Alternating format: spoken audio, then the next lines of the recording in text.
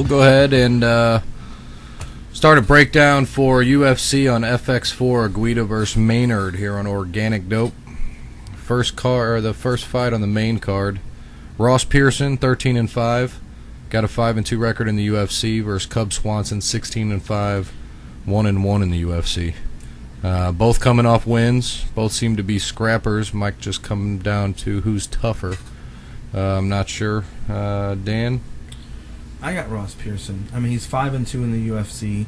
He won the Ultimate Fighter 9. He lost. You know, he won Junior Escanero. He lost to Edmund Barboza.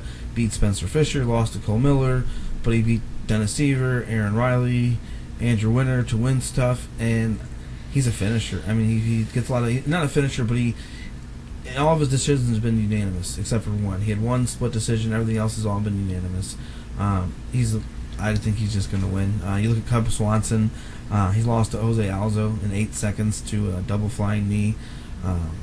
So, I mean, he's got 7 submission wins. He's a finisher, 5 KOs. He's finished 12 of 21 fights. So, I mean, they're both kind of around a 50% finisher. And I just think Ross Pearson is a younger guy. I'm not sure if he's younger or not, but I just think he's got more bigger wins. You look at the people he's won, and he's got bigger wins. On paper, he definitely looks like the more decorated MMA fighter. I think this could possibly be fight of the night. The guys are tough. They both fight. Rob, what do you think? I think that anybody that's watching this probably shouldn't use any of my picks.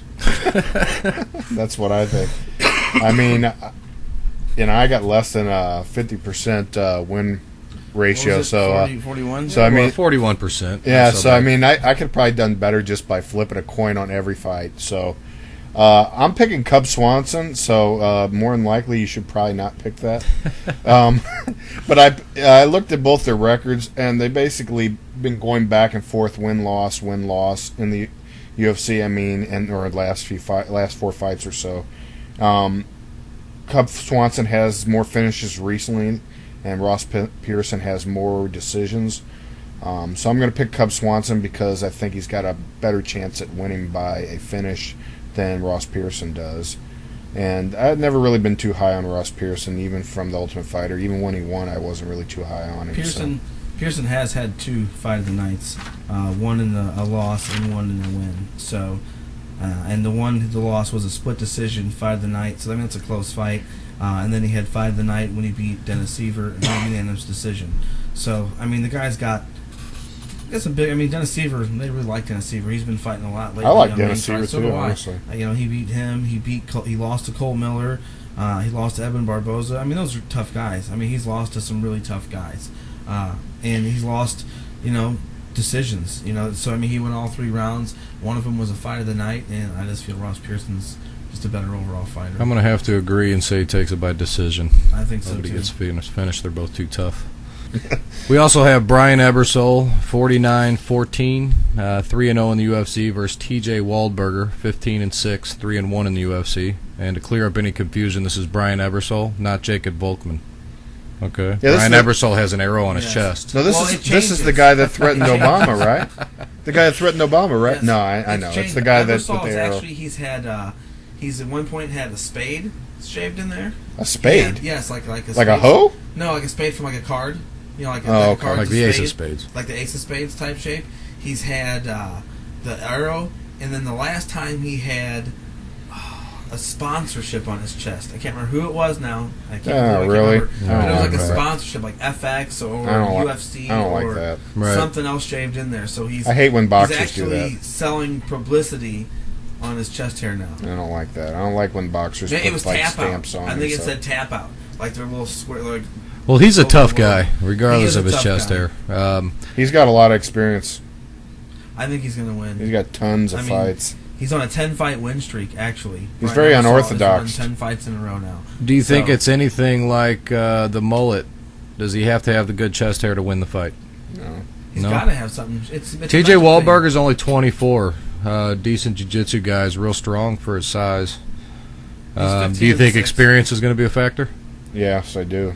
And Ebersol's very unorthodox with his strikes, with the way he does things on the ground. I mean, he does just shit you don't expect him to do. I mean, I think that's how he beat Chris Lytle, because he was doing crazy stuff like cartwheel kicks. He and was stuff. fight of the night. I mean, he won fight of the night for that fight too. Yeah, well, Chris Lytle always wins fight of the night, so. But he lost though, so. Well, he's got 50, almost matter. 55 fights. So that's a lot of fights. That's a lot.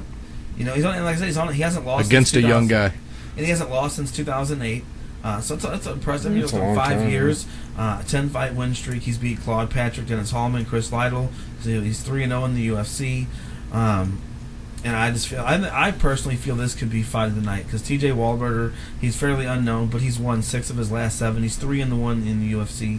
He submitted Jake Hecht at 55 seconds in the first round.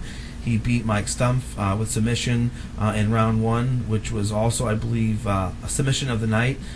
He lost by KO to Johnny Hendricks, and he won a unanimous decision against David Mitchell. I don't really know who he is, but still he's 3-1. Anytime you go 3-1 in the UFC, I mean, that's an impressive feat. So are you taking him? No, actually I think Brian Ebersol's going to win, but I'm making a case for why I think this could be fight of the night myself.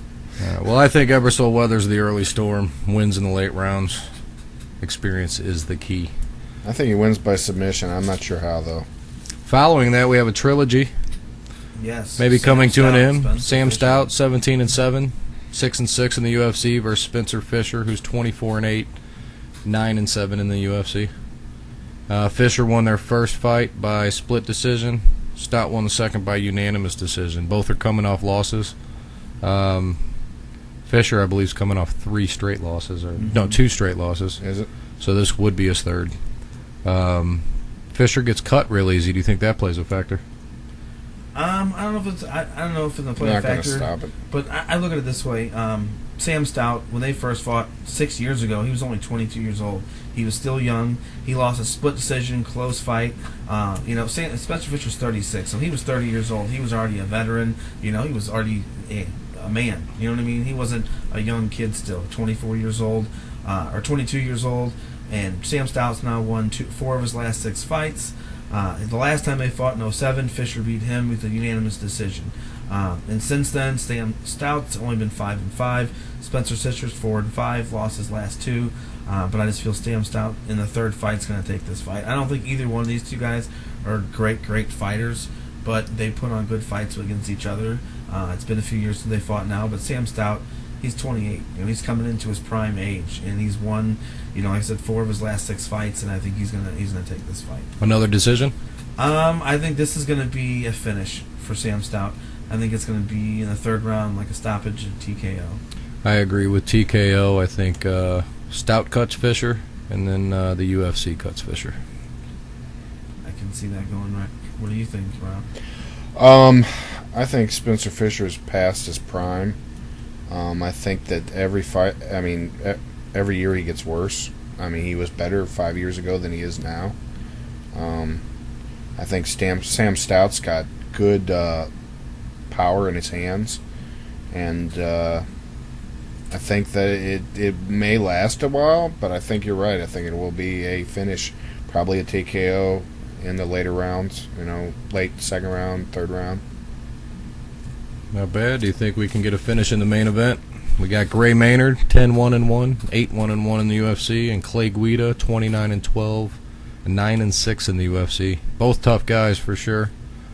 Both use their wrestling. I don't think we're going to see a finish. Yeah, I think we're going to see a 5-round fight. Clay Guida is the man for wearing people down. Can he wear down Clay Guida? If he does, or Gray Maynard? If he does wear him down, it's not going to be till the 4th or 5th round. And Gray Maynard's going to have taken the first 3 rounds, and it's going to be a. It's a 5-round fight. It should be. Yeah. It's a main event. Clay Guida, we talked about it earlier a little bit.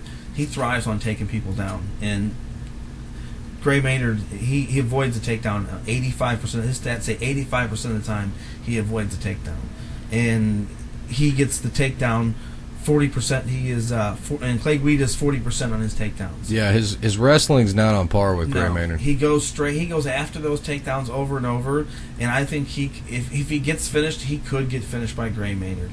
I don't think it's going to happen, but I could see it happening where he's going to be relentless for those takedowns and those shoots, and Gray Maynard's going to catch him with a good uppercut coming in and lay a 1-2 combo and just shut his lights out. I do feel like Guida is getting TKO'd, if not KO'd, and getting finished for the first time by strikes. This could be a chance finally. I love Clay Guida. I really do. I do he's just too. fun to watch. You know, he goes all in of his there, fights are exciting. He bounces around. He's exciting. He goes at it. You know, and look at the fight we talked earlier, Diego Sanchez. He got his ass beat, literally, for 3 rounds, bloodied, ass beat. But by the end of the fight, he was still coming at it. And when the fight was over, he was the first one off the mat, hugging, and they're both their arms and raising each other's arms, and he was just still excited and ready to go. He'd have gone 5, 6 more rounds. But he's just, I don't think he's that good. I just don't think he's He good could enough. tire him out. I've seen Maynard get tired, but he went 5 rounds with Frankie and was still throwing bombs at the end. I think Ray Maynard, and I would almost give this my lock of the night. And then they've both fought 3 of the same fighters. They've both fought Huerta, Nate Diaz, and Kenny Florian. Gray Maynard has beat all 3 of those. Clay Guida lost to Huerta by submission, and he lost to Florian by submission, and he beat Nate Diaz by split decision. I think Nate Diaz is probably one of his bigger wins. He's beat Mac Danzig, Nate Diaz, Dos Anjos, Takanori Gomez, Pettis, but I really think the Pettis fight was he really showed he showed some of his weakness in that fight because he couldn't stand with him whatsoever. He was totally outclassed in the boxing, so he kept taking Pettis to the ground and just holding him down. Basically, he didn't really land a ton of ground and pound or really go for any submissions. It took to me like Clay Guida tried to survive that fight and not lose. And that's what he did. And I just don't think he's going to pull it off. Didn't Clay Guida beat Pettis?